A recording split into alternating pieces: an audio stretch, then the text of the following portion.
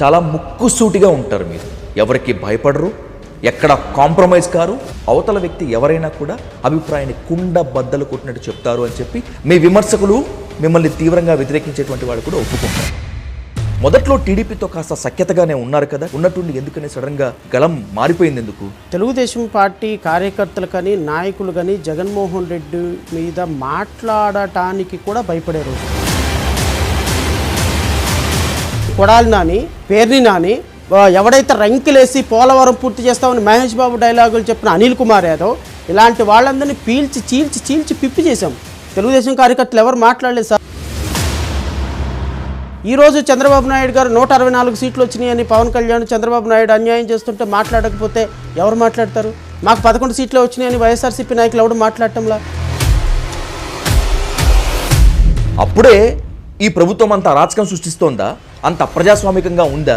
వీళ్ళు కావాలని ఉబుసుపోక, వాళ్ళ భాషలో చెప్పాలంటే కడుపు మంట తట్టుకోలేక లేనిపోని ఘటనలు కూడా కూటమికి అద్దుతున్నారు అనేటువంటిది కొంతమంది చేస్తున్నటువంటి వాదన. ఇద్దరు ఇండివిజువల్ మధ్య జరిగిన మర్డరే అనుకున్నాం. ఇద్దరు ఇండివిజువల్ మధ్య జరిగిన మర్డర్ అయినా అలా నడి సమాజంలో వందల మంది చూస్తుండగా ఒక వ్యక్తిని ఇంకొక వ్యక్తిని చంపటం లా అండ్ ఆర్డర్ ఫెయిల్యూర్ కదా? Is it not the responsibility of the government? ఒక ఆడపిల్లని, చిన్నపిల్లని చంపేసేసి పెట్రోల్ పోసి తగలబెట్టేసేసి ఆ పిల్లని మాయం చేస్తే is it not the duty of the government? పాలన మీద పట్టు చేపట్టడానికి కనీసం ఒక 6 నెలల టైం పడుతుంది. 45 రోజులు కూడా కాలేదు. ఎందుకు ఈ మేధావులుగా చలామణి అయ్యేటువంటి వాళ్ళంతా కూడా ఇంత గ్యాస్ ట్రబుల్తో మండిపోతున్నారు అంటున్నారు? 6 నెలల వరకు చంపేసినా మాట్లాడుద్దా? 6 నెలల తర్వాత పోతే ప్రాణం, 6 నెలలకు ముందు పోతే ప్రాణం కాదా? నిజంగా పాలిటిక్స్ బిజినెస్ అయినా వాళ్ళు బిజినెస్లో సక్సెస్ అయ్యి టైకూన్స్గా ఉన్నారా? ఆ బిజినెస్లో మీరు సక్సీడ్ కాలేక ఇలా ఉన్నారా? పవన్ కళ్యాణ్ నాకు తెలిసి 150 కోట్ల వరకు పైన ఖర్చు పెట్టారు. జీరో బడ్జెట్ పాలిటిక్స్ చేస్తాను అని ఆయన వచ్చారు. గుండె మీద చేసుకొని చెప్పండి, వాళ్ళ పిల్లల్ని సాక్షిగా చెప్పమనండి. మీ మాటల ప్రకారమే మీకు వచ్చినటువంటి ఆ 450-460 ఓట్లు నిష్కల్మషంగా, నిజాయితీగా మీపై నమ్మకంతో వచ్చాయా, లేకపోతే ఓటుకి మీరు కూడా డబ్బులు ఇచ్చారా? సో రాజకీయంగా ఓట్లు, డబ్బు, పదవి మాత్రమే ఒక మనిషి క్యారెక్టర్ నిలబెడుతుందంటే నాకు తెలిసి నా లైఫ్లో అలాంటి పదవి నాకు వస్తుందని నేను అనుకుంటున్నాను. రాజకీయాల్లో శ్రవణ్ కుమార్ మీరు ఉండటం అత్యవసరం అని టీడీపీ అధిష్టానం అంతదాకా ఎందుకు చంద్రబాబు నాయుడు గారు లేకపోతే నారా లోకేష్ ఎప్పుడు అభ్యర్థించలేదా, అడగలేదా? ఈ ప్రశ్నకి నేను సమాధానం చెప్పను సార్. ఎందుకంటే ఇప్పుడు నేను చెప్పాను అనుకో, దానికి ఆన్సర్. దళిత సామాజిక వర్గానికి చెందినటువంటి మీరు ఎందుకని మంగళగిరిని ఎంచుకోవాల్సి వచ్చింది? ఎందుకని అక్కడ బెడ్స్ కొట్టింది? రాబోయే కాలానికి కాబోయే ముఖ్యమంత్రి మీదే గెలవాలి. ఆంధ్రప్రదేశ్లో కూటమి ప్రభుత్వం ఏర్పడి దాదాపు 50 రోజులు కావస్తోంది. అయినా సరే వరుస దాడులు, అత్యాచారాలు, హత్యలు పెరిగిపోతున్నాయి అంటూ వైసీపీ అధినేత జగన్మోహన్ రెడ్డి ఆరోపించడం మాత్రమే కాకుండా ఢిల్లీ వేదికగా దీక్ష చేస్తున్నటువంటి నేపథ్యంలో మరికొందరు కూడా కూటమి సర్కార్పై కాస్త నిరసన గళం వినిపిస్తున్నటువంటి పరిస్థితి. అయితే మిగతా వాళ్ళంతా ఒకెత్తు, కానీ మొన్నటి వరకు అంటే ఎన్నికల ముందు వరకు కాస్త టీడీపీకి అలాగే జనసేనకి ప్రోగా కనిపించినటువంటి ఆ గర్జన గళం ఇప్పుడెందుకో వ్యతిరేకంగా వినిపిస్తోంది. ఎందుకని ఆ గళం తన స్వరం మార్చుకుంది? రాబోయేటువంటి రోజుల్లో గర్జిస్తారా లేకపోతే రాజీ పడతారా అనేటువంటిదే ఇప్పుడు తెలుగు రాష్ట్రాల్లో ఉన్నటువంటి విద్యావంతులు, మేధావుల యొక్క ప్రశ్న. ఆ ప్రశ్నకు అత్యవసర సమాధానం కనుక్కుందాం. లెట్స్ ఇన్వైట్ మాజీ న్యాయమూర్తి అలాగే జై భీమ్ భారత్ పార్టీ అధ్యక్షులు జడా శ్రావణ్ కుమార్ గారు on to the dial news hot seat with Vijay సాధు. శ్రావణ్ గారు నమస్తే, welcome to dial news sir. Thank you. Very pleasure to have you on this seat, sir. Thank you so much. Because hot seat with Vijay Sadhu అనేటువంటి దానికి కొంతమంది న్యాయం చేస్తారు, మీరు మరింత న్యాయం చేస్తారు, ఎందుకంటే మీరు మరీ మాజీ న్యాయమూర్తి కూడా. Let's coming to the straight point. Shravan గారు చాలా ముక్కుసూటిగా ఉంటారు మీరు, ఎవరికి భయపడరు, ఎక్కడ compromise car. By the same way అవతల వ్యక్తి ఎవరైనా కూడా అభిప్రాయాన్ని కుండ బద్దలు కొట్టినట్టు చెప్తారు అని చెప్పి మీ అభిమానులు మాత్రమే కాదు, మీ విమర్శకులు, మిమ్మల్ని తీవ్రంగా వ్యతిరేకించేటువంటి వాళ్ళు కూడా ఒప్పుకుంటారు. అదే కోవలో అడుగుతున్నాను, మొదట్లో టీడీపీతో కాస్త సఖ్యతగానే ఉన్నారు కదా, టీడీపీకి బలమైన వాయిస్ రాజధాని ఉద్యమంతో పాటు మరికొంత ఉద్యమాల్లో కూడా ఉన్నారు కదా, ఉన్నట్టుండి ఎందుకని సడన్గా మీ గళం మారిపోయింది ఎందుకు? నా గళం ఏం మారలా. ఇప్పుడు 2019లో 23 సీట్లతోటి తెలుగుదేశం పార్టీ ప్రతిపక్షంలో కూర్చుంది. 150 ఎక్కువ సీట్లతోటి వైఎస్ఆర్సీపీ అధికార పక్షంలో ఉంది. నాకు తెలిసి ఒక 3 సంవత్సరాల వరకు కూడా రమారమి కరోనా అయిపోయిన తర్వాత 2022 ఆగస్టు వరకు తెలుగుదేశం పార్టీ కార్యకర్తలు కానీ నాయకులు కానీ జగన్మోహన్ రెడ్డి మీద మాట్లాడటానికి కూడా భయపడే రోజు. కనీసం ఫేస్బుక్లో పోస్ట్ పెట్టినా ఎత్తుకెళ్ళిపోయి లోపల పడేసేటువంటి పరిస్థితుల్లో 2019 దగ్గర నుంచి అమరావతి మార్చుస్తానని డిసెంబర్లో డెసిషన్ తీసుకున్న దగ్గర నుంచి డాక్టర్ సుధాకర్ని రోడ్డు మీద పడేసి పశువు కంటే హీనంగా ట్రీట్ చేసిన విధానం దగ్గర నుంచి నా పోరాటం ఈ ప్రభుత్వం మీద మొదలైంది, వైఎస్ఆర్సీపీ ప్రభుత్వం మీద. సో నేను నా గొంతు ప్రజల పక్షం. ప్రజాస్వామ్యంలో ప్రతిపక్షాలన్నీ కూడా కలిసి పాలకపక్షం మీద ఫైట్ చేయాలి. That is called democracy. Democracy is not about fighting between opposition parties. So ఒక రాజ్యాంగాన్ని రక్షించాల్సినటువంటి ఒక ప్రభుత్వం తప్పు చేస్తున్నప్పుడు ప్రతిపక్షాలుగా మేము అందరం కలిసి మాట్లాడాలి. That does not mean that నేను తెలుగుదేశం పార్టీ కలిసి పనిచేస్తున్నామనో, లేకపోతే నేను సిపిఐ సిపిఎం కలిసి పనిచేస్తున్నామనో, లేకపోతే నేను పవన్ కళ్యాణ్ కలిసి పనిచేస్తున్నామని కాదు. ఇప్పుడు ప్రజాస్వామ్యం అంటే ప్రజల ప్రాథమిక హక్కులు రక్షించాల్సిన ప్రభుత్వం ప్రజాకంటక నిర్ణయాలు తీసుకున్నప్పుడు అందరం కలిసి ఫైట్ చేయాలి. ఆ ఫైట్ చేసే ప్రాసెస్లో భాగంగా నేను తెలుగుదేశం పార్టీ మీడియాతో వాళ్ళ ఛానల్స్గా పేరు పడ్డ వాళ్ళతో మాట్లాడి ఉండొచ్చు, లేకపోతే తెలుగుదేశం పార్టీతో క్లోజ్గా ఉండున్నట్టు ఉండొచ్చు. పవన్ కళ్యాణ్ మీద జరిగినప్పుడు ఖండించాము, సిపిఐ రామకృష్ణ గారి మీద జరిగినప్పుడు ఖండించాం, చంద్రబాబు నాయుడు గారి మీద జరిగినప్పుడు ఖండించాం, అమరావతి రైతులది ఖండించాం, వాట్ నాట్ అన్ని అంశాలు. కాన్స్టిట్యూషనల్ వైలేషన్ ఎక్కడ జరిగితే అక్కడ ఖండించాను తప్ప అది తెలుగుదేశం పార్టీతో అంటకాగినట్టో లేకపోతే వైఎస్ఆర్సీపీతో వ్యతిరేకించినట్టో కాదు. ఇప్పుడు ఈ రోజున తెలుగుదేశం పార్టీ అధికారంలోకి వచ్చింది. అధికారంలోకి రావటంతోనే అప్రజాస్వామిక చర్యలు మొదలుపెట్టింది. రెడ్ బుక్ ఓపెన్ చేసి చంపేస్తున్నారు, కొట్టేస్తున్నారు, రోడ్ల మీద పడేస్తున్నారు, పార్టీ ఆఫీస్లో గోలు కొడుతున్నారు, కార్యాలయాలకు వెళ్ళి మీసాలు మేలేసి మేము తెలుగుదేశం పార్టీ కార్యకర్తలు అని మాట్లాడుతున్నారు, ఎవరిని పని చేసుకొనివ్వట్లేదు. ఈ సందర్భంలో గతసారి ప్రభుత్వంలో మాట్లాడాం కాబట్టి ఇప్పుడు మాట్లాడకుండా కూర్చుందామని అనుకుంటే that's not democracy sir. So we are for the democracy, you are for the democracy, I'm for the democracy and some courts are for democracy, lawyers are for democracy, media is for democracy. ఎవరు మాట్లాడతారు? నాకు 151 సీట్లు వచ్చినాయి, నేను ఏం చేసినా పర్లేదని జగన్మోహన్ రెడ్డి అనుకున్న రోజు మాట్లాడకపోతే సుధాకర్ కుటుంబానికి న్యాయం జరిగేదా? ఈరోజు చంద్రబాబు నాయుడు గారు 164 సీట్లు వచ్చినాయి అని పవన్ కళ్యాణ్ చంద్రబాబు నాయుడు అన్యాయం చేస్తుంటే మాట్లాడకపోతే ఎవరు మాట్లాడతారు? మాకు 11 సీట్లు వచ్చినాయని వైఎస్ఆర్సీపీ నాయకులు ఎవడు మాట్లాడటంలా? వైఎస్ఆర్సీపీలో మంత్రుల పదవులు పొంది లక్షల కోట్ల రూపాయలు దోచుకున్న ప్రజాధనాన్ని దోచుకున్నాడు ఎవడు రోడ్డు మీదకి రావటంలా? సో మేము ఒక పార్టీ పెట్టుకున్న వ్యక్తులుగా, ఒక న్యాయమూర్తిగానో ఒక న్యాయవాదిగానో ప్రజాస్వామ్య విలువల పట్ల హక్కుల పట్ల నాకు కొంత కన్సర్న్ ఉంది.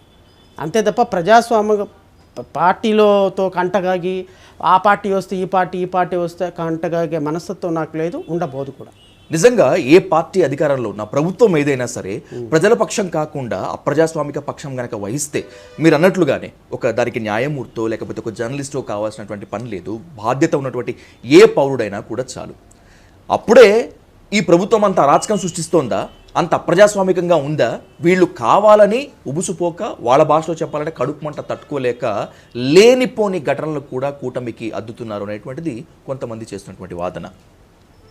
ఇప్పుడు వినుకొండలో జరిగిన దారుణ సంఘటన మీరు నేను ప్రపంచం చూసాం కదా. రషీద్ మర్డర్, ఒక వ్యక్తి ఇంకో వ్యక్తిని చంపటం, పొలిటికల్ మర్డర్ తీసి కాసేపు పక్కన పెట్టేద్దాం. అది ఇద్దరు ఇండివిజువల్ మధ్య జరిగిన మర్డరే అనుకుందాం. ఇద్దరు ఇండివిజువల్ మధ్య జరిగిన మర్డర్ అయినా అలా నడి సమాజంలో వందల మంది చూస్తుండగా ఒక వ్యక్తిని ఇంకొక వ్యక్తిని చంపటం లా అండ్ ఆర్డర్ ఫెయిల్యూర్ కదా. Exactly. Is it not the responsibility of the government? ఒక ఆడపిల్లని చిన్నపిల్లని చంపేసేసి పెట్రోల్ పోసి తగలబెట్టేసేసి ఆ పిల్లని మాయం చేస్తే is it not the duty of the government? 30,000 మంది ఆడపిల్లలు ఈ రాష్ట్రంలో మిస్ అయిపోయినారని honourable deputy chief minister on record statement ఇచ్చి 2 నెలలు కాలేదు ఎలక్షన్ టైంలో. ఇప్పుడు ఆయన డిప్యూటీ చీఫ్ మినిస్టర్ అయ్యాడు. ఎందుకు డీజీపీతో పిలిచి అతను మీటింగ్ పెట్టి ఈ 30,000 మంది పిల్లలు మిస్ అయిన ఆడపిల్లల్ని ప్రాస్టిట్యూషన్ హౌసెస్లో ఉన్న ఆడపిల్లల్ని, రాష్ట్రం దాటి వెళ్ళిపోయిన ఆడపిల్లల్ని, ఉమెన్ ట్రాఫిక్కి గురైన ఆడపిల్లల్ని ఎందుకు తీసుకొచ్చే ప్రయత్నం డిప్యూటీ చీఫ్ మినిస్టర్ చేయటం లేదని అడగటం తప్ప. అది నా ఎలిగేషన్ కాదు, జగన్మోహన్ రెడ్డి ఎలిగేషన్ కాదు. It is the own statement of honourable deputy chief minister. మీరు కనీసం under the allegation was supported by honourable home minister of central Amit Shah నిఘా వర్గాలు ప్రత్యేకంగా పవన్ కళ్యాణ్ గారికి చెప్పిన అంశం, అది నేను చెప్పింది కాదు. సో ఇవి అడగటం తప్పలేదు. ఈ రాష్ట్రంలో ఇప్పటి వరకు నాకు తెలిసి అధికారికంగా 35 మర్డర్లు జరిగినాయి. అట్లా పొలిటికల్ ఎన్నో నాన్ పొలిటికల్ ఎన్నో నేను చెప్పదలుచుకోవాలి. ఒక 20 మంది ఆడపిల్లలు అత్యాచారానికి గుడిపడ్డారు, ఒక 5-6 ఆడపిల్లలు చంపబడ్డారు. ఎందుకు? ఒక పాప ప్రేమించటం లేదని తండ్రినే చంపేశాడు కదా కూటమి అధికారంలోకి వచ్చిన 3 రోజుల్లో. ఆనరబుల్ హోమ్ మినిస్టరు అనిత గారు రోజు గంజాయి మత్తులు ఎన్ని అఘాయిత్యాలు జరుగుతున్నాయి. ఇవన్నీ కూడా నేనేమంటానంటే ప్రభుత్వం పర్సనల్గా వ్యక్తిగతంగా ముఖ్యమంత్రి కారణం, చంద్రబాబు నాయుడు కారణం, నారా లోకేష్ కారణం అని చెప్పటంలా ఒక కాన్ఫిడెన్స్ ఇన్స్టాల్ చేయాలి అంటే ప్రజాస్వామ్యంలో ప్రజలకి కూటమి ప్రభుత్వం వచ్చిన తర్వాత జరుగుతున్నటువంటి క్రైమ్ రేట్ని ప్రశ్నించాలి, అధికారుల చేత పనిచేయించాలి. ఇప్పుడు నేను పొంగనూరులో ఇన్సిడెంట్ జరిగింది. ఎవరి మీద కేసు కట్టారు? ఒక మాజీ ఎంపీ ఎగ్జిస్టింగ్ ఎంపీ దగ్గరికి వెళ్ళి కలిస్తే ఎంత దారుణం జరిగింది. అంటే ఇలాంటివన్నీ కూడా రాష్ట్రంలో ఒక యుద్ధ వాతావరణాన్ని తలపిస్తున్న సందర్భంలో ప్రతి అంశాన్ని కూటమికి ఎందుకు ముడిపెడతాం? మేము కూటమి ప్రభుత్వం కాబట్టి ముడిపెడతాం. ఈవెన్ ప్రభుత్వంలో ఒక చిన్న కత్తిపోటు జరిగినా it's government responsibility and you cannot escape from it by saying it is a personal enmity, even though it is your right, it is your duty to protect the life and personal liberty of a person. దేనికైనా సమయం రావాలి. నేనేమైనా లాఠీ పట్టుకొని వెళ్తానా, gun పట్టుకొని వెళ్తానా? Law and order అన్న తర్వాత ఎక్కడో దగ్గర మిస్ అవుతుంది. సంఘటన జరిగిన తర్వాత ప్రభుత్వం ఏ విధంగా స్పందించిందో అది మాత్రమే చూడండి అని. మరి అదే మాట వనిత గారు అన్నప్పుడు, అదే మాట సుచరిత గారు అన్నప్పుడు అనిత గారు ఎందుకు రంకెలేసి పెద్ద గొడవ పెట్టి రోడ్ల మీదకి వచ్చి గొడవ చేశారు? రేపల్లిలో ఒక పాప మరణం జరిగితే, రేపు జరిగితే తాగిన మొత్తంలో జరిగింది, తల్లిదండ్రులు దాన్ని పరిరక్షించుకోవాలని వెంట అనింది ఒక మాట ఫార్మర్ హోమ్ మినిస్టర్. అప్పుడు అనిత ఎంత గొడవ చేసింది? అనిత మేము కదా గొడవ చేసింది, మేము మాట్లాడలేదా? అంటే ప్రభుత్వం ప్రతి ఒక్కరికి ఒక పోలీసుని ప్రొవైడ్ చేయలేదు కదా అని చెప్పేసి చెప్పటం ఎంత నిర్లక్ష్యపూరితమైన సమాధానం అది. You should accept your defeat or mistake. ప్రభుత్వం అనేది ఒక మర్డర్ జరిగినప్పుడు, ఒక రేప్ జరిగినప్పుడు, ఒక పాప చనిపోయినప్పుడు ఇది పోలీస్ ఫెయిల్యూర్ అని యాక్సెప్ట్ చేసి తెరాలి. Why intelligence department is there? What constables, SIs, DSPs are doing? ఒక క్రైమ్ని ప్రివెంట్ చేయటం it is the duty of the state. అలాగని చెప్పి నేను ప్రతి క్రైమ్కి గవర్నమెంట్ రెస్పాన్సిబుల్ అని నేను అనటంలా. At least you should take responsibility and you should answer to the nation by saying ఇలాంటి జరగటం దురదృష్టకరం, మేము ఇంకా గట్టిగా పనిచేస్తాం, భవిష్యత్తులో ఇలాంటివి జరగకుండా చూసుకుంటామని చెప్పాల్సిన బాధ్యత మీకు ఉంది అని గుర్తు చేస్తున్నా. అది వదిలేసేసి గంజాయి మత్తులో జరిగింది, ప్రతి ఒక్క పిల్లడికి ఒక పోలీసుని పెడతామా, తల్లిదండ్రులు రెస్పాన్సిబిలిటీ చూసుకోవాలి అని హోమ్ మినిస్టర్ చెప్పటం. నేను ఒక మాట పెడతాను సార్, చెప్పు నాకు. Atchannaidu minister for agriculture. అవును సార్. ఆయన ఏమన్నాడు పెద్ద ఓపెన్ మీటింగ్లో, తెలుగుదేశం పార్టీ వాడు ఎవడైనా వెళ్ళి బిళ్ళ చూపిస్తే చాలు, కాలు మీద కాలు వేసుకొని మీకు అక్కడ కూర్చోబెట్టి మీ పని చూపించి మీ పని చేసి పంపిస్తారు పోలీసులు కానీ ఎవడైనా కానీ, చెయ్యకపోతే వాడంతు నేను తేలుస్తాను అన్నాడా లేదా? ఎగ్జాక్ట్లీ. టీ ఇచ్చి మీకు చేయించాలి కూడా అన్నారు. ఒక మినిస్టర్ ఆ మాట అనొచ్చా? మీరు యాక్సెప్ట్ చేస్తారా? No sir, I won't. మీదే ఒక పొలం, నేను తెలుగుదేశం కార్యకర్తని, నేను వెళ్ళిపోయి నా పొలాన్ని 1B అడంగల్లో మీ పేరు మార్పించి నేను ఎక్కించుకున్నా. అదేమనంటే అధికారి అక్కడ కూర్చున్నవాడు అచ్చెన్నాయుడు రేపొద్దున నన్ను ఎక్కడ ట్రాన్స్ఫర్ చేస్తాడని ఎంఆర్ఓ తప్పు పని చేశాడు. ఎవడు బాధ్యత? అది అడిగితే రంగు పులిమినట్ట. పార్టీని అధికారంలోకి తీసుకొచ్చేందుకు టీడీపీ కార్యకర్తలు ప్రాణాలు అడ్డుపెట్టి పనిచేశారు. వైసీపీ అరాచకాలను ఎదుర్కొని కూడా అవి కార్యకర్తలకు భరోసా ఇవ్వడానికి అన్నానే తప్పితే మరొక ఉద్దేశం కాదు అనేటువంటిది అచ్చెన్నాయుడు గారి స్టేట్మెంట్. అట్లాంటప్పుడు నువ్వు తెలుగుదేశం పార్టీకి చీఫ్ మంత్రిగా ఉండాలి కానీ రాష్ట్రంలో 5.5 కోట్ల మందికి పనికిరావు. యు మేడ్ ఏ లా. వైఎస్ఆర్సీపీ కట్టే డబ్బుల్లో నుంచి, వైఎస్ఆర్సీపీ కార్యకర్తలు కట్టే డబ్బుల్లో నుంచి నువ్వు పన్నులు తీసుకోవటం లేదా? రెవెన్యూ రావటం లేదా? మరి నువ్వు మంత్రివి తెలుగుదేశం పార్టీ కార్యకర్తలవా లేకపోతే ఆంధ్రప్రదేశ్ రాష్ట్రంలో ఉన్న అన్ని పార్టీల ప్రజలకు? ఈవెన్ నాకు కూడా మంత్రే, I'm also citizen of the state, నాకు కూడా అచ్చెన్నాయుడు మంత్రే. నేను కట్టే ప్రతి రూపాయి గవర్నమెంట్కి వెళ్తుంది. నేను ఒక పార్టీ అధ్యక్షుడిని, నువ్వు నాకు ముఖ్యమంత్రి కాదంటే ఊరుకుంటారా? బాధ్యతగా మాట్లాడాలి మంత్రిగా. నీ ఇష్టం వచ్చినట్టు మాట్లాడటానికి మీ బాబు జాగీర్ కాదు ఇది. అది వైఎస్ఆర్ కాంగ్రెస్ పార్టీలోనూ మాట్లాడాం, ఇప్పుడు మాట్లాడుతున్నాం. అసెంబ్లీలో చంద్రబాబు నాయుడు గారి భార్య గురించి మాట్లాడినప్పుడు మాకంటే ఎక్కువ కొడాలి నానిని, అంబటి రాంబాబుని చీల్చి చండాలనుడు ఇంకెవరు లేరు. తెలుగుదేశం పార్టీ కార్యకర్తల కంటే కూడా అసెంబ్లీలో ఉండటానికి 1% కూడా అర్హత లేని కొడాలి నాని, అసెంబ్లీలో ఉండటానికి 1% కూడా అర్హత లేని పేర్ని నాని, ఎవడైతే రంకెలేసి పోలవరం పూర్తి చేస్తామని మహేష్ బాబు డైలాగులు చెప్పిన అనిల్ కుమార్ యాదవ్, ఇలాంటి వాళ్ళందరినీ చీల్చి పిప్పి చేశాం. తెలుగుదేశం కార్యకర్తలు ఎవరు మాట్లాడలేదు సాధు. ఆ రోజు మేము నిలబడ్డాం. మా గొంతులు ఆ రోజున మీకు స్ట్రాంగ్గా అనిపించినప్పుడు ఈరోజు ఎందుకు మా గొంతులు మీకు అమ్ముడుపోయినట్టు అనిపిస్తుంది? ఏ ప్రభుత్వమైనా వచ్చిన తర్వాత కుదురుకోవడానికి, పాలన మీద పట్టు చేపట్టడానికి కనీసం ఒక 6 నెలల టైం పడుతుంది. 45 రోజులు కూడా కాలేదు. ఎందుకు ఈ మేధావులుగా చలామణి అయ్యేటువంటి వాళ్ళంతా కూడా ఇంత గ్యాస్ ట్రబుల్తో మండిపోతున్నారు అంటున్నారు? 6 నెలల వరకు చంపేసినా మాట్లాడొద్దా? 6 నెలల తర్వాత పోతే ప్రాణం, 6 నెలలకు ముందు పోతే ప్రాణం కాదా? 6 నెలలకు తర్వాత జరిగితే విధ్వంసం, 6 నెలలకు ముందు జరిగితే విధ్వంసం కాదా? ఏం మాట్లాడతారు ఇది? డే 1 నుంచి, సంతకం పెట్టిన డే 1 నుంచి నీ బాధ్యత మొదలవుతుంది, గుర్తుపెట్టుకో. We are there to question. Watching dogs, కాన్స్టిట్యూషన్లో వాచింగ్ డాగ్స్కి చాలా పెద్ద డెఫినేషన్ ఉంది. మీకు అది తెలియదేమో. రాజకీయ నాయకులుగా మీరేంటి అంటే ఓటుకి 5,000 ఇచ్చి కొనేయటం అలవాటు అయిపోయింది. ఒక 30 కోట్ల 40 కోట్ల ఖర్చు పెట్టి ఎమ్మెల్యే గెలవటం అలవాటు అయిపోయింది. సో ఒక 100 కోట్ల ఖర్చు పెట్టి ఎంపీలు గెలవటం అలవాటు అయిపోయి మీకు అర్థం కావట్లేదు. బట్ అర్థం అవుతుంది ఒక రోజుకి. ఎప్పుడు అర్థం అవుతుందో తెలుసా? ప్రజలకు ఓటు విలువ తెలిసిన రోజున. ప్రజలకి మా నాన్న ముఖ్యమంత్రి, మా తాత మినిస్టరు, నేను ఓటుకి 5,000 ఇచ్చి 40 కోట్లు 50 కోట్లు ఇచ్చి ఖర్చు పెట్టి ఒక సినిమా జబర్దస్త్ యాక్టర్లు అందరినీ తీసుకొచ్చి చక్కగా ప్రచారం చేపించగానే ఏమైపోయినారు ఇప్పుడు జబర్దస్త్ యాక్టర్లు? నేను పిఠాపురం అంతా వరదలైపోయినాయి. ఒక్క జబర్దస్త్ యాక్టర్ వచ్చాడా? ఓటు వేయించిన పవన్ కళ్యాణ్ కోసం సపోర్ట్ చేసిన ఒక్కడు వచ్చాడా? మాట్లాడతారా? రేపొద్దున పిఠాపురంలో ఏదైనా అన్యాయం జరిగితే ఒక్కడు యాక్టర్ అయినా వస్తాడా? 2 రోజులు 3 రోజులు ప్రచార సభల కోసం వచ్చి వెళ్ళే వాళ్ళని చూసి మీరు ఓట్లు వేసేంతవరకు ఈ రాష్ట్రం ఇలాగే ఉంటుంది. నేను చెప్పేది మీకు చాలా వెటకారంగా అనిపిస్తుంది, ప్రజలకు కూడా చాలా వెటకారంగా అనిపిస్తుంది. పొద్దుకూకులు కోటేసుకొని టై కట్టుకొని ప్రజాస్వామ్యం అంటాడు, తొక్క తోలు అంటాడు. పవన్ కళ్యాణ్ గారు అంటే ఏంటి? Power star. చంద్రబాబు నాయుడు గారు అంటే ఏంటి? లేకపోతే నారా లోకేష్ గారు అంటే ఏంటి? లేకపోతే ఒక 164 సీట్లతోటి గెలిచిన పార్టీ అంటే ఏంటి? కరెక్టే, నేనేం కాదనటంలా. ప్రజాస్వామ్యంలో రాజకీయం అనేటువంటి ఒక బిజినెస్లో మీరు ప్రాఫిట్లు తెచ్చుకున్నారు. మా దగ్గర ఇన్వెస్ట్మెంట్ పెట్టే డబ్బు లేదు, మా దగ్గర ఆ ప్రజాస్వామ్యాన్ని కొనే స్థాయి మా దగ్గర లేదు, మా లెగసీ లేదు. కాబట్టి మా దగ్గర థాట్స్ ఉన్నా, చేయాలని తపన ఉన్నా మేము వెళ్ళలేకపోతాం. చాలా కాంట్రవర్సీ మాత్రమే కాదు, చాలా డెరోగేటరీ స్టేట్మెంట్స్ చేస్తున్నట్టున్నారు శ్రవణ్ గారు. మీరు నిజంగా పాలిటిక్స్ బిజినెస్ అయినా వాళ్ళు బిజినెస్లో సక్సెస్ అయ్యి టైకూన్స్గా ఉన్నారా? ఆ బిజినెస్లో మీరు సక్సీడ్ కాలేక ఇలా ఉన్నారా? పవన్ కళ్యాణ్ నాకు తెలిసి 150 కోట్ల పైన ఖర్చు పెట్టాడు.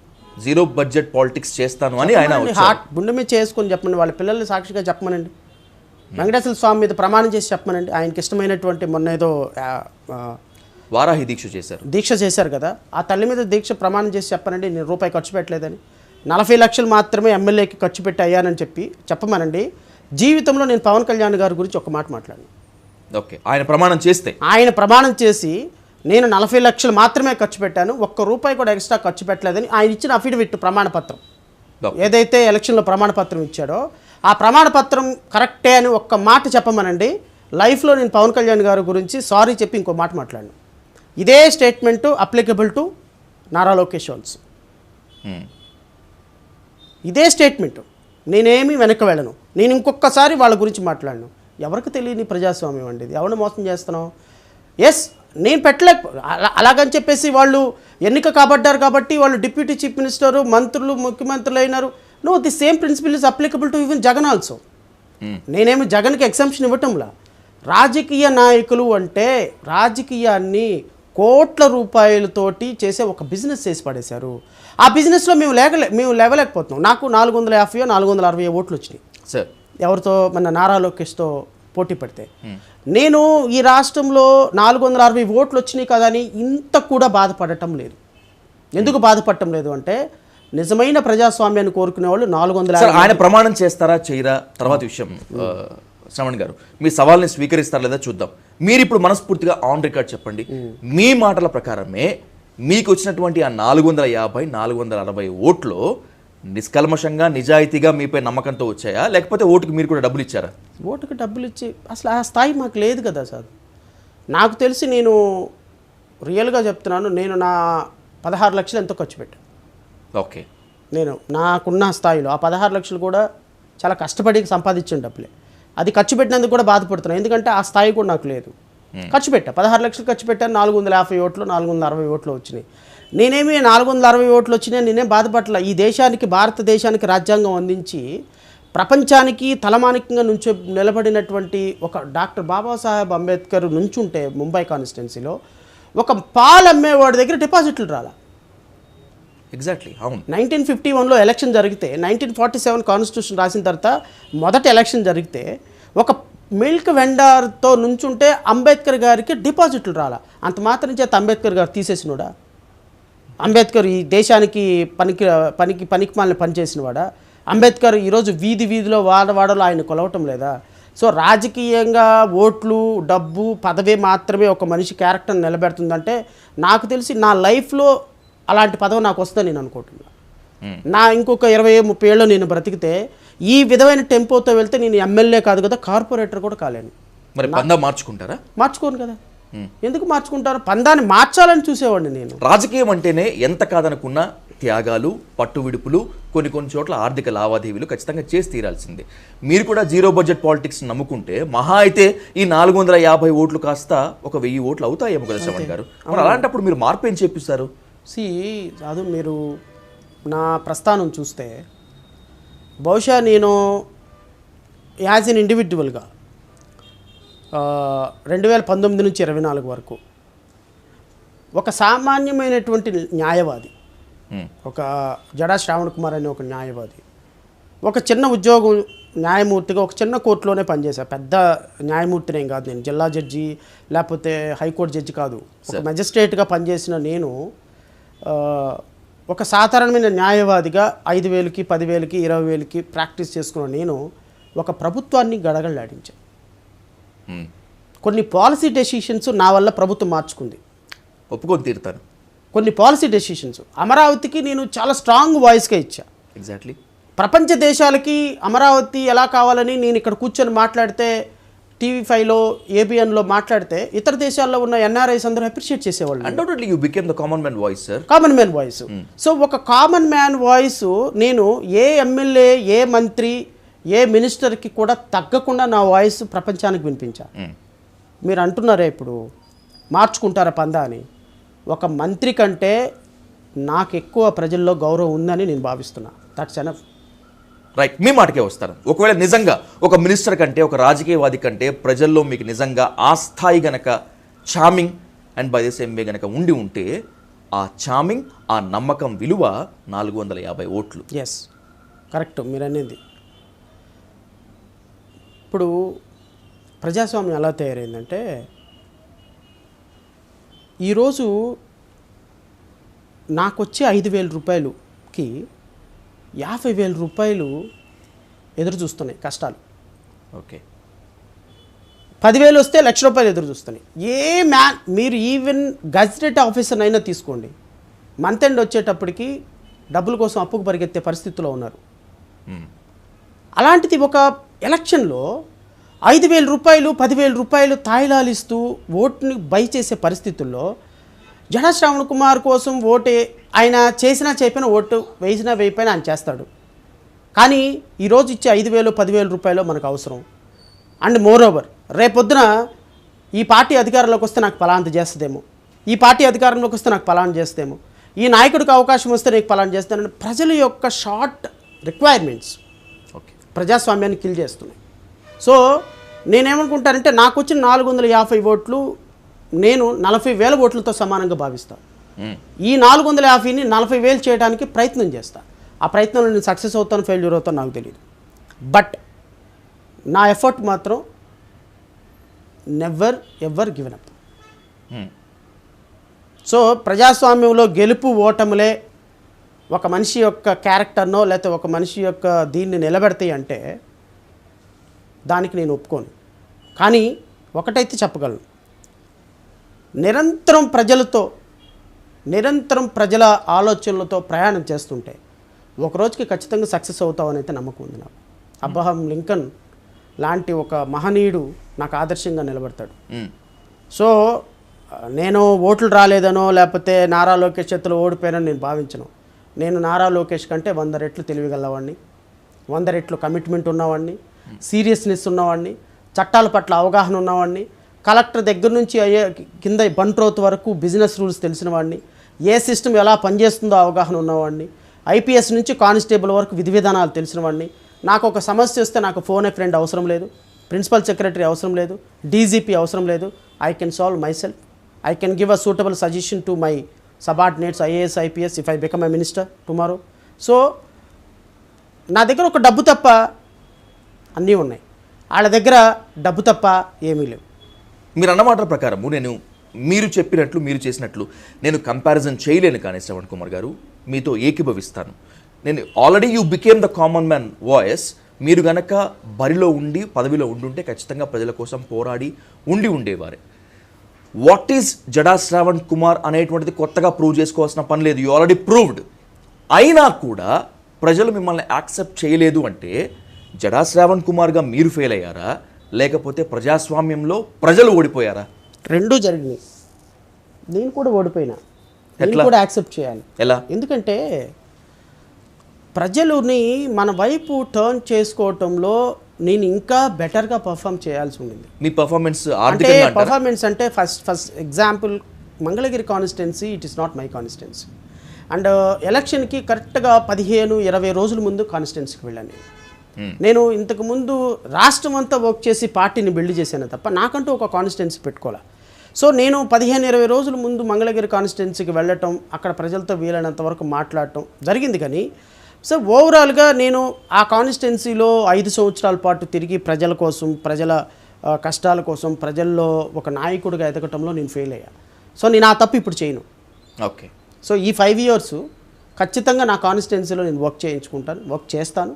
ప్రజల కోసం ఎంతవరకు లెజిటిమేట్గా చేయగలమో అంతవరకు చేయడానికి నా మిస్టేక్స్ ఏముంటున్నాయో ఆ మిస్టేక్స్ అన్నీ కరెక్ట్ చేసుకొని ఇంకో కొత్త పందాలో వెళ్ళడానికి ప్రయత్నం చేస్తాను తప్ప ఏ విధంగా వెనక్కిపోయే ప్రసక్తే లేదు.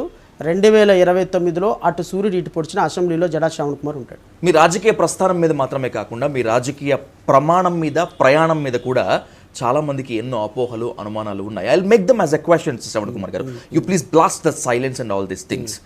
మంగళగిరి మీ కాన్స్టిట్యున్సీ కాదు అన్నారు, ఒప్పుకుంటాను. మీ రాజకీయ ప్రస్థానంలో మంగళగిరి ఉంటుందని కూడా ఎవరు ఊహించలేదు. బహుశా మీరు కూడా ఊహించి ఉండరు. అవును. దళిత సామాజిక వర్గానికి చెందినటువంటి మీరు ఉండవలేనో లేకపోతే ఇంకొక దాన్ని ఎంచుకుంటారు అనుకున్నారు. కానీ ఎందుకని మంగళగిరిని ఎంచుకోవాల్సి వచ్చింది? ఎందుకని అక్కడ బెడ్స్ కొట్టింది? ఎందుకు మంగళగిరిని ఎంచుకోవాల్సి వచ్చింది అంటే ఫస్ట్ పాయింట్ ఏంటంటే నేను ఒక జనరల్ కాన్స్టిట్యున్సీలో గెలవాలని నా కోరిక. ఓకే. నేను రిజర్వ్ కాన్స్టిట్యున్సీకి వెళ్ళాలని కాదు, ఒక జనరల్ కాన్స్టిట్యున్సీలో గెలవాలి. అది కూడా రాబోయే కాలానికి కాబోయే ముఖ్యమంత్రి మీదే గెలవాలి. నా డిజైర్ లేకపోతే నా అంబిషన్, ఈ దేశంలో ఈ వర్గంలో ఉన్నవాళ్ళు దేనికి తక్కువ కాదని నిరూపించాలి. అది నాతోనే స్టార్ట్ అవ్వాలి. మేబీ 2029 గెలుస్తానో లేదో నాకు తెలియదు, 2034 గెలుస్తానో లేదో నాకు తెలియదు, 2039 గెలుస్తానో నాకు తెలియదు. నేను గెలిచేంత వరకు, నేను ఉన్నంత వరకు అదే కాన్స్టిట్యున్సీలో నుంచి పోటీ చేస్తాను. రిజర్వ్డ్ కాన్స్టిట్యున్సీలో మాత్రం కాళ్ళు పెట్టరు. అబ్సల్యూట్లీ పెట్టరు. ఇది దళితుల్ని అవమానించినట్లు లేకపోతే బాబాసాహెబ్ అంబేద్కర్ని అవమానించినట్లు కాదా శ్రవణ్ గారు? ఎందుకు? స్పెషల్ ఎలక్టోరేట్స్ కోసం పోరాడినటువంటి వ్యక్తి బాబాసాహెబ్ అంబేద్కర్. దళితులకు ప్రత్యేక నియోజకవర్గాల కోసం because of Poona impact, Mahatma Gandhi ఒత్తిడి వల్ల అది కాస్త అయింది. దళితులు రిజర్వ్డ్గా ఉన్నటువంటి స్థానాల్లో నిల్చుంటేనే దళితులు గెలవని ఈ సమాజంలో నాన్ దళితులోకి వెళ్ళి మీరు నిలబడి గెలుస్తారనుకోవటం, I'm sorry to say this, మీ అహంకారం అనుకోవాలా, మితిమీరిన ఆత్మవిశ్వాసం అనుకోవాలా, లేకపోతే మిమ్మల్ని మీరు ఎక్కువ ఊహించుకుంటున్నారు అనుకోవాలా? అంటే నేను దళిత రిజర్వ్డ్ కాన్స్టిట్యున్సీలోకి వెళ్ళకపోబట్టి ఆ కాన్స్టిట్యున్సీలో ఇంకొక సోదరుడు వెళ్ళిపోతాడు మా పార్టీ నుంచి. అదైతే ఖాళీగా ఉండదు కదా. కానీ నాకు ఒక స్ట్రాంగ్ ఒపీనియన్ మొదటి నుంచి కూడా ఎందుకు ప్రతి సందర్భంలో రిజర్వ్ కాన్స్టిట్యున్సీలో ఇప్పుడు నేను జడ్జిగా సెలెక్ట్ అయింది ఓపెన్లో సెలెక్ట్ అయ్యా, రిజర్వేషన్ వాడుకోవాలా. ఓకే, నేను మొదటి నుంచి కూడా ఓపెన్ కాంపిటీషన్లోనే సెలెక్ట్ అయ్యాను. నేను చదువుకున్నది కూడా రిజర్వేషన్ ఉన్నప్పటికీ పుస్తకాలు భోజనం ఏదో పెట్టేవాళ్ళు కానీ, బట్ నా స్టడీస్ కూడా నేను on par with other community స్టూడెంట్స్తోనే పోటీ పడేవాడిని. సో నేను అహంకారం అని కాదు, ఇట్ ఈస్ నథింగ్ బట్ ఒక సొసైటీకి ఒక మెసేజ్ ఇవ్వాలి. అంటే రిజర్వ్ కాన్స్టిట్యున్సీ అనగానే రిజర్వ్డ్ కాన్స్టిట్యున్సీలో పోటీ చేయడం కాదు. నాకు తెలుసు నేను గెలవనన్న సంగతి నాకు తెలుసు, కానీ గెలవకపోవటం గెలుపు ఓటంలు అనేవి మన చేతుల్లో కాదు. ఈవెన్ రేపొద్దున నేను డబ్బులు ఖర్చు పెట్టుకోకుండా రిజర్వ్డ్ కాన్స్టిట్యున్సీకి వెళ్ళినా గెలవలేను కదా. ఈవెన్ రిజర్వ్డ్ కాన్స్టిట్యున్సీలో కూడా 30 కోట్లు 40 కోట్లు ఖర్చు పెడుతున్నారు. ఇలాంటి పరిస్థితుల్లో నేను నా ఎయిమ్ని లేకపోతే నా థాట్ ప్రాసెస్ని ఈ విధంగానే ఉండాలి అని అనుకున్నాను తప్ప అనుకోవటమే, కానీ ఇది దీంట్లో ఓవర్ కాన్ఫిడెన్సో లేకపోతే ఇంకోటో కానీ కాదు. నేను ఏ సందర్భంలో అయినా సరే నేను ఓడిపోయినప్పటికీ కూడా నేను ముఖ్యమంత్రి అభ్యర్థిగానే నన్ను నేను ఊహించుకుంటా. ఓకే, ఏ సందర్భంలోనూ కూడా నేను ఇంకొక పార్టీలోకి వెళ్ళి ఎమ్మెల్యే అవ్వాలి, మంత్రి అవ్వాలి, ఇంకొక దగ్గరికి వెళ్ళి కార్పొరేషన్ చైర్మన్ తీసుకోవాలి అనేది ఎప్పటికీ నేను ఊహించుకోలేను. అలాంటి పోస్ట్లో ఉండను. I'm very very happy with my profession as an అడ్వకేట్గా.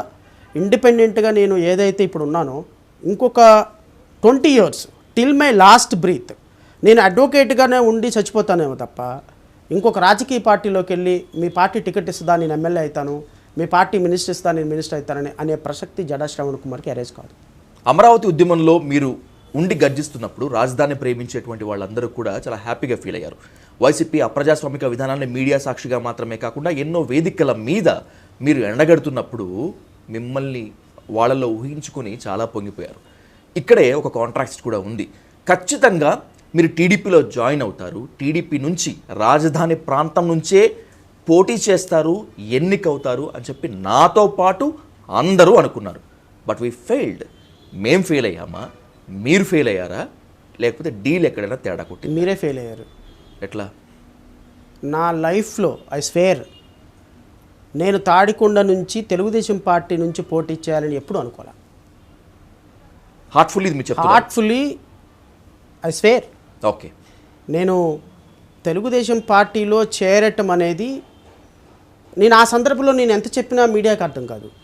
ఎందుకంటే నేను ప్రతి క్షణం మాట్లాడుతున్న సందర్భంలో మాట్లాడుతున్న ఛానల్స్ కానీ లేకపోతే నేను మాట్లాడుతున్న నాకు ఫెసిలిటేట్ చేస్తున్న ఛానల్స్ కానీ నేను మాట్లాడుతున్న విధానం కానీ తెలుగుదేశం పార్టీలో జడా శ్రావణ్ కుమార్ చేరిపోతాడు, తెలుగుదేశం పార్టీలో చేరి ఎమ్మెల్యే అయిపోతాడు, అమరావతి నుంచి లేకపోతే తాడికొండ నుంచి ఎమ్మెల్యే అయిపోతాడు, ప్రతిపాడు నుంచి ఎమ్మెల్యే అయిపోతాడు అని అందరూ భావించారు.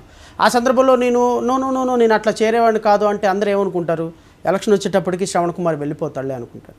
కానీ నేను వెళ్ళను, నేను ఒక ఇండిపెండెంట్ భావజాలంతో అంబేద్కర్ సిద్ధాంతాలతో నిలబడ్డాను అని ప్రజలకు చెప్పాలి అంటే సమయం కోసం వేచి చూడాలి. ఆ సమయం ఇప్పుడు వచ్చింది. మీ ద్వారా రాష్ట్ర ప్రజలకు చెప్తున్నా, నా లైఫ్లో నేను తెలుగుదేశం పార్టీలో చేరాలి అని నా కలలో కూడా ఊహలేదు. ఒకవేళ చేరే ఉద్దేశమే ఉన్నట్టయితే డైరెక్ట్గా స్ట్రైట్ అవే 2019లో ఉద్యోగానికి రిజైన్ చేసి తెలుగుదేశం పార్టీలో చేరిపోయేవాడిని. ఓకే, 5 సంవత్సరాల పాటు కండవా వేసుకొని నాకున్న నాలెడ్జ్ని వాళ్ళకి బై చేసి ఏదో రకంగా మాట్లాడేవాడిని. కిందో మీదో పడి నా నాలెడ్జ్ని వాళ్ళకి బారో చేసి నేను తెలుగుదేశం పార్టీలో ఒక మంచి వక్తగానో ఒక లాయర్గానో తెచ్చుకునేవాడిని. 2024లో ఎమ్మెల్యే అయ్యేవాడిని. దానికోసం 2019 నుంచి 2024 వరకు జగన్మోహన్ రెడ్డి చేత కేసులు పెట్టించుకోవాలా, అరెస్టులు కావాలా, థ్రెటన్స్ చేయాలా, కోట్ల రూపాయలు ఖర్చు పెట్టి ప్రజలను చైతన్యం చేయాలా, లేకపోతే 100 కేసులు వేసి ప్రభుత్వం నుంచి ఇబ్బంది పడాలా, తెలుగుదేశం పార్టీలో దానికోసం ఒక పార్టీ పెట్టాలా, పార్టీ పెట్టి మళ్ళీ ఒక 120 మందిని పోటీ చేయించాలా? దేనికి ఇవన్నీ? ఒక పార్టీలో ఎమ్మెల్యేగా అవ్వటం కోసం ఇంత చేయాలా? ఆ రోజే 2019లోనే జాయిన్ అయిపోయినట్టయితే ఈ పార్టీకి నాకుండే చిన్న పార్టీ ఏదో పదవి నాకు ఉండేది కదా. సో మీరందరూ ఫెయిల్ అయిపోయినారు ఈ విషయంలో. మీరు టీడీపీలో చేరాలనుకోలేదు, మీరు ఎమ్మెల్యేగా కంటెస్ట్ చేయాలనుకోలేదు, దట్ ఎస్పెషల్లీ ఉండవల్లో లేకపోతే మరొక రిజర్వ్డ్ కాన్స్టిట్యున్సీ గురించి. మేము ఫెయిల్ అయ్యాం అనుకుందాం. కనీసం మీరైనా పార్టీకి అవసరం, మీలాంటి వ్యక్తులు పార్టీకి ఇంకా అవసరం, రాజకీయాల్లో శ్రవణ్ కుమార్ మీరు ఉండటం అత్యవసరం అని టీడీపీ అధిష్టానం అంతదాకా ఎందుకు చంద్రబాబు నాయుడు గారు లేకపోతే నారా లోకేష్ ఎప్పుడు అభ్యర్థించలేదా, అడగలేదా? ఈ ప్రశ్నకి నేను సమాధానం చెప్పను సార్. ఎందుకంటే ఇప్పుడు నేను ఏం చెప్పినా దానికి ఎవిడెన్స్ ఉండదు. ఇప్పుడు నేను చెప్పాననుకో దానికి ఆన్సర్, ఎందుకంటే నేను అబద్ధం చెప్పలేను. ఒకవేళ నిజం చెప్పాననుకో ఈయన ఓవర్గా ఊహించుకున్నారు అనుకుంటారు. సో నేనైతే దానికి ఆన్సర్ చెప్పను. బట్ ఒకటైతే మాత్రం చెప్తాను, ఎవరో నన్ను అడిగారు అనేది నేను చెప్పను. వాళ్ళు ఆఫర్ చేసిన మాట వాస్తవం, ఓకే, కానీ సున్నితంగా నేను తిరస్కరించాను అంతే. వాళ్ళు ఇచ్చినటువంటి ఆఫర్ కేవలం మీకు మాత్రమే పరిమితమైందా, లేకపోతే మీరు కొంతమందిని అకామిడేట్ చేయాలనుకున్నారు వాళ్ళకి ఇవ్వనన్నారా? నాకు మాత్రమే పరిమితం. నేను ఆ విషయంలో తెలుగుదేశం పార్టీని కూడా తప్పు పట్టాను. Because they tried they level best to accommodate me. But I said మీరు నా పార్టీతో ఏమైనా అలయన్స్ రాగలిగితే విల్ సీ. అంతేగాని నేను తెలుగుదేశం పార్టీలో చేరి పోటీ చేయటం అనేది అసంభవమైన విషయం.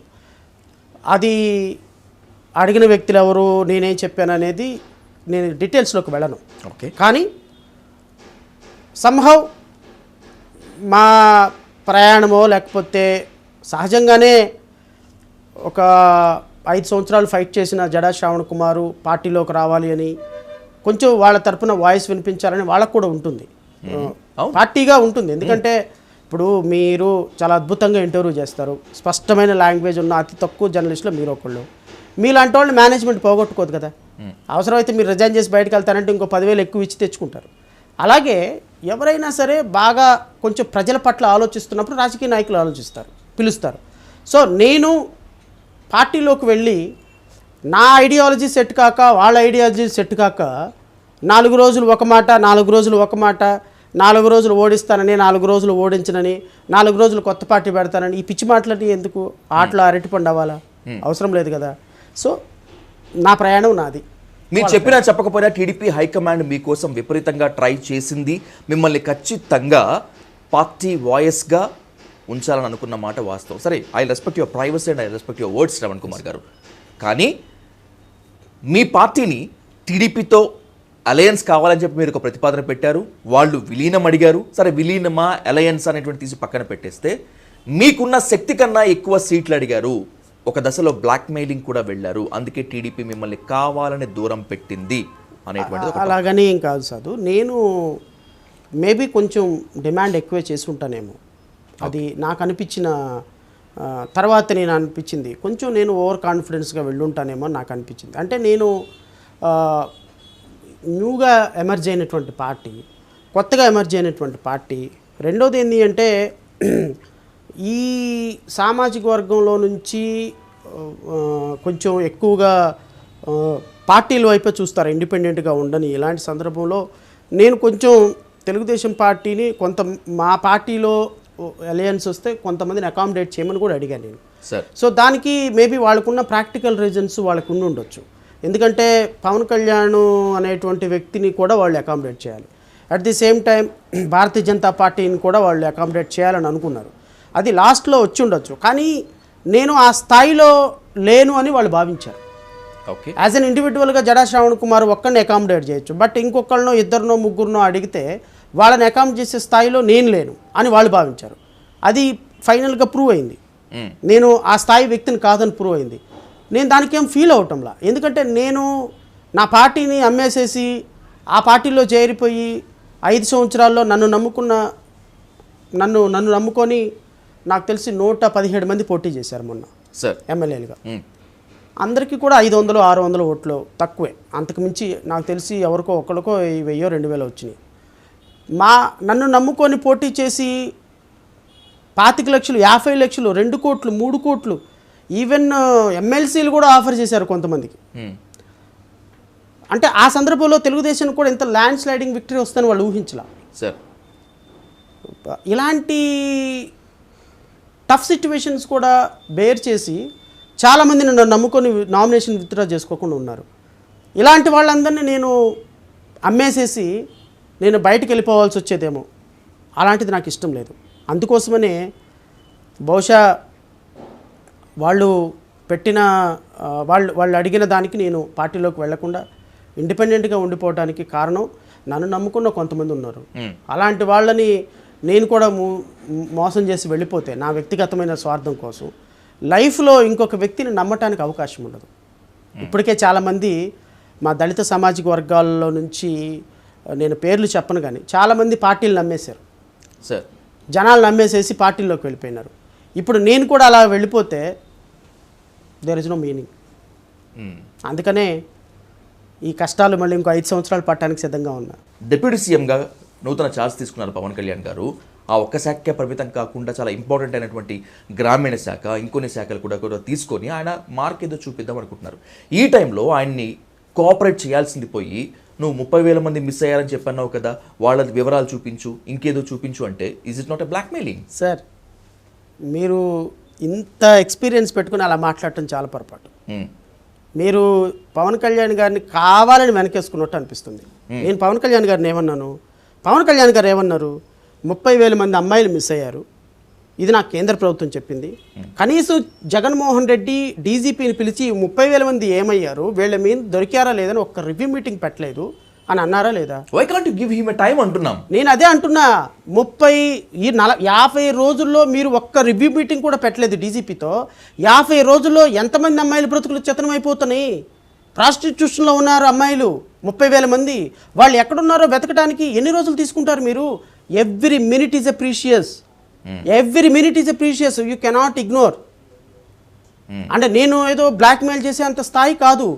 ఇప్పుడు నిజంగానే అధికారిక లెక్కల ప్రకారం 30,000 మంది అమ్మాయిలు మిస్ అయ్యారు. వాలంటీర్లు వాళ్ళందరినీ మిస్ చేశారని మీరే చెప్పారు.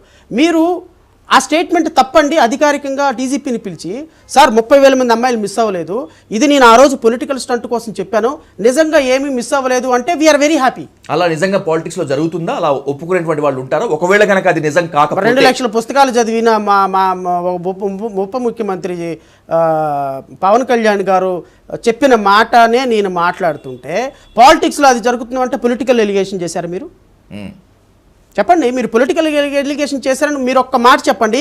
లైఫ్లో నేను ఈ గురించి మాట్లాడను, లేదా 5 సంవత్సరాలు ఇదే మాట మాట్లాడతా. 5 సంవత్సరాలు దీని మీద డిబేట్లు పెడతా. మీ పట్టుదల పంతం చూస్తుంటే పవన్ కళ్యాణ్ చాలా వేటాడేటట్లు 5 సంవత్సరాలు నేను వితిన్ ఇంకొక 1-2 మంత్స్లో దీని మీద రాష్ట్ర వ్యాప్తంగా మహిళా సంఘాలతో ఒక రౌండ్ టేబుల్ పెడతా. పవన్ కళ్యాణ్ గారు 30,000 మంది ఆచూకీ ఎక్కడ, వాళ్ళు దొరికేంత వరకు నేనైతే వదలను. ఎందుకంటే ప్రాణం విలువ ఆయనకు తెలియదు, నాకు తెలుసు. మహిళల విలువ ఆయనకు తెలియదమ్మా, నాకు తెలుసు. ఖచ్చితంగా పవన్ కళ్యాణ్ గారు దీనికి సమాధానం చెప్పి తీరాలి, లేదా ఇది పొలిటికల్ ఎలిగేషన్ అని చెప్పాలి. ఇవి రెండు చెప్పింది మాత్రం నేను వదలను.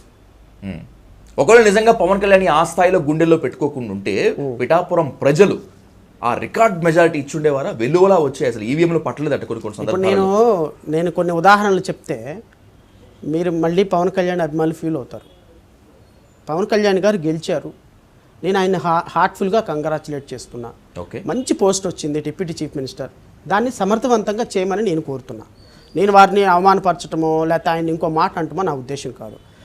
ఎందుకు అంటే చేయగలిగిన కెపాసిటీ ఉన్న వ్యక్తిని ప్రశ్నించడమే కదా.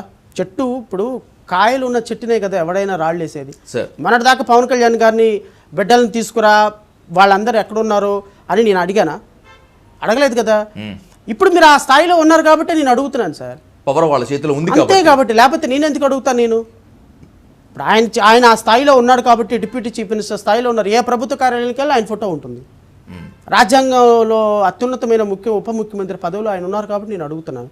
దాన్ని పూర్తి చేయాల్సిన బాధ్యత ఆయనదే. కానీ పిఠాపురంలో 1,00,000 ఓట్ల మెజార్టీతో గెలిచారు కాబట్టి ఇంకా ఆయన ప్రశ్నించొద్దు అంటే అది ఎట్లా?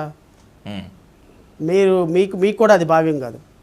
చాలా పవన్ కళ్యాణ్ అభిమానులు మొత్తం మిమ్మల్ని టార్గెట్ చేస్తూ పెడుతున్నటువంటి కామెంట్లు, మీపై విసురుతున్నటువంటి వ్యంగ్యాస్త్రాలు అవే ఎందుకు చెప్పండి? నేనేమి తప్పు మాట్లాడాను? ఆయన ఏమైనా అవమానపరిచానా? వ్యక్తిగత జీవితం గురించి ఈ రోజు కూడా పవన్ కళ్యాణ్ గారు నేను ఒక మాట మాట్లాడాను, నాకు అనవసరం కూడా. మీరు ఎప్పుడు మాట్లాడలేదు? నేను మాట్లాడను. నేను ఐ నో వే కన్సర్న్. అంటే పవన్ కళ్యాణ్ గారు బాగా చెయ్యగలరు, చెయ్యాలి అని నేను కోరుకుంటున్నాను తప్ప ఇప్పుడు ఒక 30,000 మంది అమ్మాయిలు మిస్ అయ్యారనే చెప్పేటువంటి ఒక ఎంత పెద్ద ఎలిగేషన్ తర్వాత మీరు వచ్చి సైలెంట్గా ఉంటే రేపొద్దున ఇంకొక ఎలిగేషన్ చేసి మీ మీద చేసి రేపొద్దున వాళ్ళ అధికారంలోకి వచ్చి అది కామ్గా అయిపోతే కుదరదు కదా. అకౌంటబిలిటీ ఉండాలి. నాలాంటి వ్యక్తి మాట్లాడినప్పుడు, లేకపోతే పవన్ కళ్యాణ్ గారు లాంటి వ్యక్తి మాట్లాడినప్పుడు, లేకపోతే ముఖ్యమంత్రి స్థాయి వ్యక్తి మాట్లాడినప్పుడు బాధ్యత ఉండాలి. అంతేగాని రోడ్డు మీద రోమియోలాగా యూట్యూబర్ లాగా ఎవడ మాట పడితే వాళ్ళ మాట మాట్లాడతామా? మ్మ్. సో దేర్ ఫోర్ నేను వాళ్ళు ఏమైనా అనుకోనియండి, కానీ ఇది ఖచ్చితంగా జరిగి తీరాలి. అయితే 5 సంవత్సరాల వరకు మాత్రం నేను వదలను. దీనికి లాజికల్ కంక్లూజన్ రావాల్సిందే. రైట్. ప్రజలే చరిత్ర నిర్మాతలు, ప్రజలే న్యాయ నిర్ణేతలు. అందుకే ప్రజలు ప్రభుత్వాన్ని మాత్రమే కాకుండా ప్రతిపక్షాన్ని కూడా ఎన్నుకుంటారు. ప్రతిపక్షం బహుశా ఫెయిల్ అవుతుందేమో అని చెప్పి సమూహంలో ఉన్నటువంటి వ్యక్తుల్ని ప్రతిపక్షం కన్నా బలమైన గొంతుకలుగా మార్చుకుంటారు. అలా ఉబికి వచ్చినటువంటి గొంతుని గర్జన చేస్తే పొంగిపోతారు. అలా పొంగిపోయిన వ్యక్తుల్లో మీరు ఒకరు శ్రవణ్ కుమార్ గారు. మీరు చెప్పిన దాని ప్రకారం రాజకీయాల్లో ఫలితాలు ఏ విధంగా ఉన్నా, అరాచకం ఏ విధంగా రాజ్యం వెళుతున్నప్పటికీ కూడా ప్రజల తరపునే నిలబడాలని, ప్రజల తరపునే గర్జించాలని మనస్ఫూర్తిగా కోరుకుంటూ thanks for this wonderful debated interview Shravan Kumar garu. Thank you so much. Thank you.